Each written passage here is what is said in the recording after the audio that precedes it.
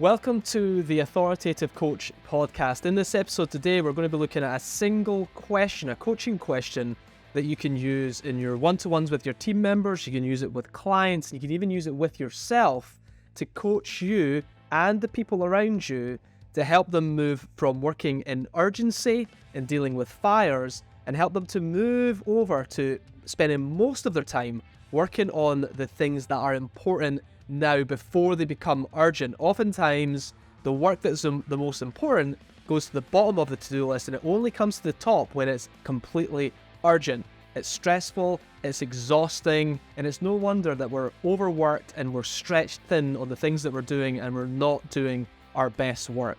So use this question to coach yourself and the people around you to do their best work yet. Let's get into it.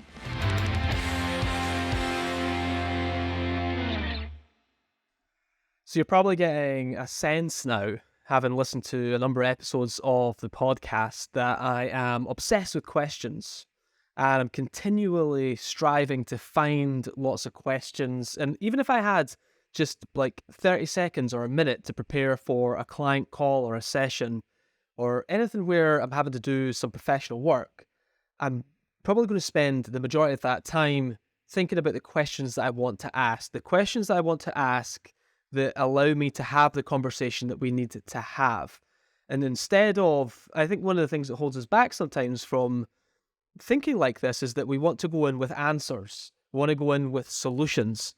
But actually, it's much more powerful and freeing and liberating to be able to just go in with questions so we can find the answer, right? And I would much rather have questions that lead to answers than answers that I don't know the question to.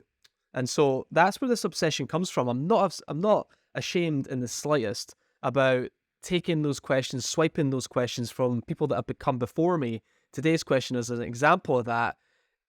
Oftentimes, it's a great question that makes the difference to the conversation that you want to have. I see this every day with the coaching that I do, the difference between good questions and great questions. How do we get those questions to be much better questions? And oftentimes, it's two or three things. It's just turning the question into something that's more specific, that gets a specific answer that you're looking for, so it kind of cuts through the noise and gets that one thing that you're looking for, and that it's somewhat open-ended, that it requires the person to actually give an answer to the question that starts a conversation.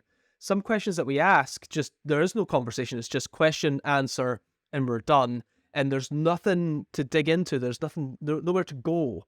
So we're looking for that specificity, we're looking for dialogue, and we're also looking for our questions to somewhat disarm people as well. Sometimes questions that we ask can feel attacking, like there's only one answer, yet we're using questions to sort of bully people into the right answer, and that's not great. That's not a great question technique. That's not what a great coach would do, or a great leader or manager or a great communicator would do. We want to use the questions that we have to have better conversations, more transformative conversations with clients, with our team members, with our family, the people that we love in our life. And so let's get obsessed with questions. Think about the questions that people are asking us on a daily basis, the questions that we're asking other people.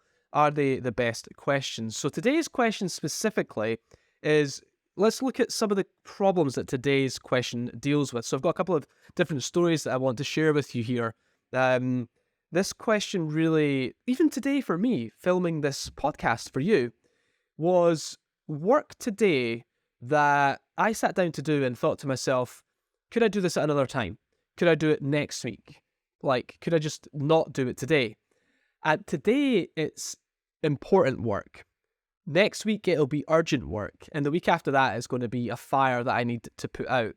And so why is it that we find it so difficult to sit down and do work when it's important and not wait until it's urgent? It's like we want to, I can only really speak to for myself, but I do see other people doing this as well. It's like we want to wait until it's absolutely critical to get it done, and then we work under so much pressure. It's exhausting, it's stressful. And so it's quite nice actually to be able to train yourself to move from doing things that are urgent to doing work that's important. I come up with this all the time, even preparing. This is Friday today, looking ahead to next week. I wanted to go into next week with all my client calls, somewhat prepared, like I knew what I was going to be doing in each of those calls. And I did it all today, but every time I moved into a different client call to prepare for, I was tempted to just leave it to next week. But I kept coming back to it. It's like, no, do it now, because I won't then be stressed and under pressure next week. Take the time now, do it while it's important, don't wait it until it's urgent.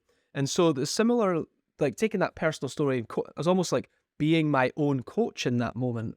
Thinking about your clients, they get themselves distracted by all the different competing priorities they've got going on. They're constantly putting out fires, they're disorganized, they can never get to doing the important work. Some of that work that's really important actually never gets done, even though they know that it should. It goes to the bottom of the list.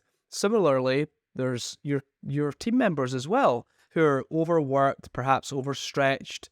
They're putting out a lot of fires all the time. They're constantly being bombarded with urgent items, but they can never get to the work that they want to do. A recent client example for me, this just happened just the other day, was they were dealing with a somewhat of a crisis, right? And the way that they tackled it initially was that about 4 people were dealing with it in their own way. And they each knew that each person was kind of doing something about it, but it got very noisy very quickly. Like, what's happening? Who's doing what? Why are we doing all of this work? What's actually working? And it was sort of like panic stations. It was like, this is now urgent. Let's all dive in and deal with it. And my guidance to them was to stop, get together, and actually pick the 1 or 2 things that are going to make the biggest difference right now. And so you can forget the rest, right? It's almost like they couldn't see the forest for the trees, right? So they want to be able to cut through all that noise and get to the thing that really matters. It's almost like putting a pair of specs on, a pair of glasses on, and just like bringing in the focus and tightening things up. Personally, nothing frustrates me more than feeling stretched, like trying to do too many things and not getting to do any one of those things at my highest potential. So I was coming back to this, like, this is really good to even talk this through with you today, because it's like, how important is this for me, for my clients, for the people I work with, to make sure that we're continually coming back to what's important right now and what's the most important work that we could be doing, and training ourselves to stay in that space as much as we possibly can. And so this question comes from Stephen Covey's 7 Habits of Highly Effective People. You're probably familiar with the book. If you've never read it, you've probably heard of it. And this question can be used in many, many different ways. I'm going to read the question out to you as it is printed in the book, but also think about how you might create variations of that question depending on the different situations you might be in, whether you're with a one-to-one with a team member, or you're working with a client, or you're coaching yourself. Perhaps you're just looking in the mirror and helping yourself to focus on the right things. And the question is, what's the one thing you could start doing that, if you did it on a regular basis, that you committed to it, would make a tremendous positive difference in your personal life? That's the question lifted from the book. And the idea is to move, there's the 4 quadrants in the book, the Eisenhower matrix, is to move from quadrant 1 to quadrant 2, to move from urgent and important to important but not urgent. That's the box that we want to be in with our work, as much as we can to get into that box. What's the one thing you could start doing that, if you did it on a regular basis, would make a tremendous positive difference in your personal life?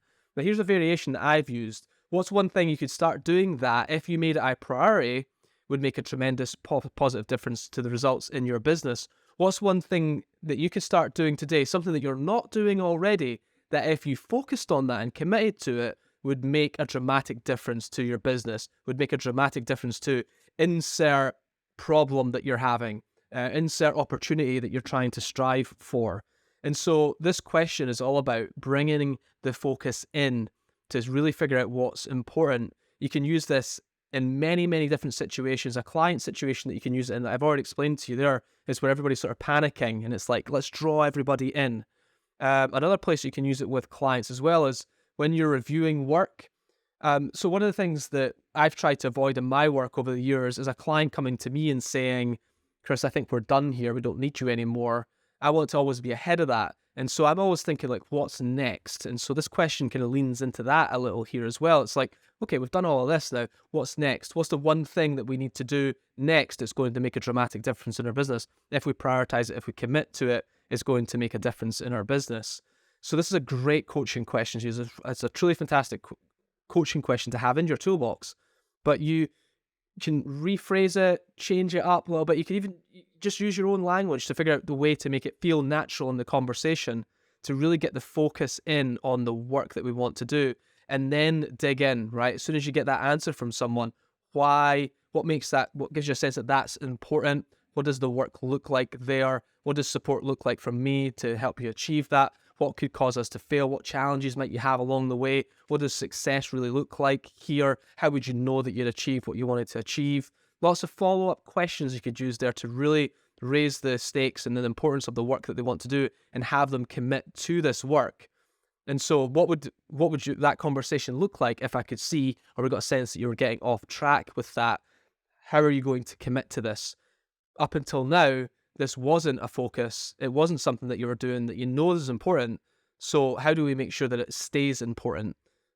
What's going to stop it from being important? There's tons of coaching questions just around that one thing. You could easily see like a 45-minute to an hour coaching session just on this one question alone, right?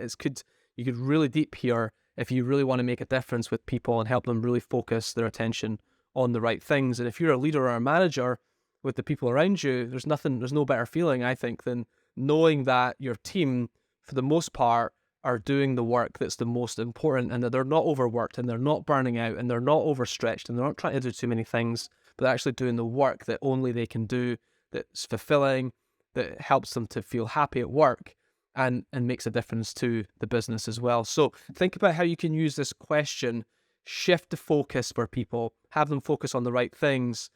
Can you use it into your one-to-ones? Can you use it with your clients? Can you use it for yourself, right? To make sure you focus on the right work. And that's my challenge for you today, is to take this question, run with it, and make use of it. And if you do use it and you find it to be valuable, jump into the comments section wherever you're watching this. If you're watching this on YouTube or if you're listening on Spotify, there'll be links to places where you can communicate with me, dive into the community. You can email me how you're using this question, what you're getting from it, how it's valuable, and what changes it's making in the conversations you're having with the people that you work with. Enjoy. I'll see you next week.